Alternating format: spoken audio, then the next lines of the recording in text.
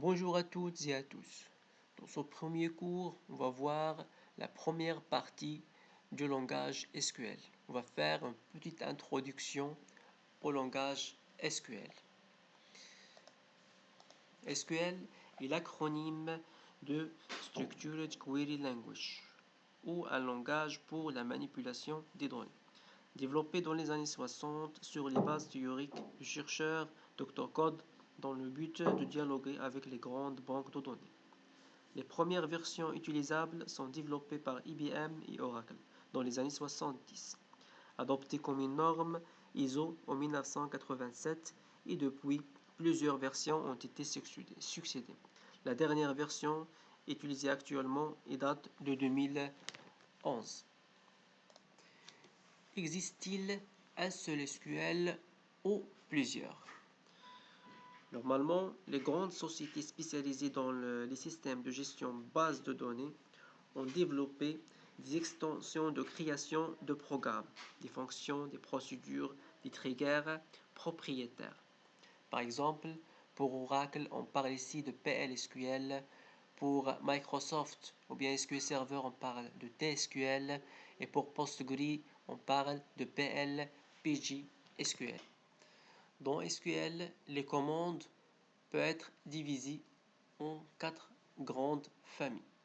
Les DDL, les DQI, les DML et les DCL.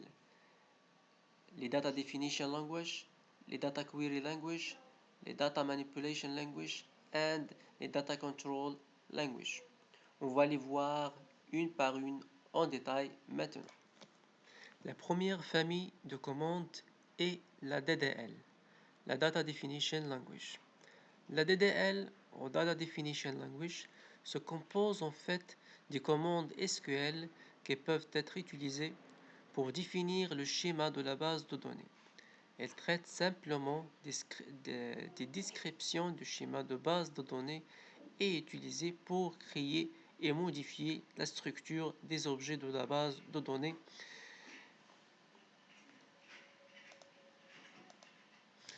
Voici ici quelques exemples de commandes DDL. La première commande, c'est create. Elle est utilisée pour créer la base de données et ses objets, comme les tables, les index, les fonctions, les vues, les procédures de stocker et les déclencheurs ou triggers. La drop, utilisée pour supprimer des objets de la base de données. Alter, utilisée pour modifier la structure de la base de données.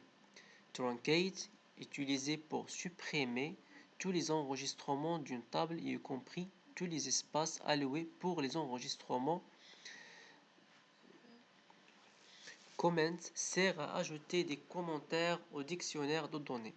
Rename, utilisé pour renommer un objet existant dans la base de données. La deuxième famille de commandes est le DML, ou bien le Data Manipulation Language. Les commandes SQL qui traitent la manipulation des données présentes dans la base de données appartiennent à DML ou le Data Manipulation Language et cela inclut la plupart des instructions SQL qu'on connaît comme le delete, comme le alter, etc. Voici ici quelques exemples de commandes. Insert, utilisé pour insérer les données dans une table. Update, utilisé pour mettre à jour les données. Et delete, utilisé pour supprimer les enregistrements. Nous avons déjà parlé de truncate. À la différence de delete, truncate vide la table tout entière, alors que delete, on peut vider soit la table, soit une partie bien définie selon les conditions qu'on donne à la requête. La troisième famille qui est le DQL ou bien le Data Query Language. Les instructions DML qu'on avait déjà dans le précédent slide sont utilisées pour effectuer des requêtes sur les données dans les objets de schéma. Le but de la commande DQL est d'obtenir une relation de schéma basée sur les requêtes qu'il lui transmet. Ce sont des requêtes de sélection, de visualisation.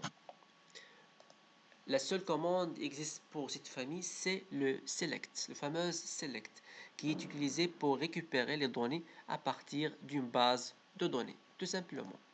La quatrième famille, c'est le Data Control Language. Le Data Control Language, le DCL, comprend des commandes telles que grant, revoke, qui traitent principalement les droits et les autorisations et autres contrôles du système de base de données. On donne des droits par la commande grant et on prive des droits par la commande revoke. Les exemples de ces commandes sont, comme on avait déjà dit, c'est grant and revoke. Grant donne les privilèges d'accès de l'utilisateur à la base de données. Revoke, retirer les privilèges d'accès de l'utilisateur à la base de données. On va voir ces deux commandes-là dans les parties qui viennent concernant la gestion de sécurité dans les bases de données avec la création des utilisateurs et les rôles et l'affectation des privilèges rôles et l'affectation des rôles aux utilisateurs. Je crois que cette partie-là va être terminée ici. Je vous souhaite un bon apprentissage et merci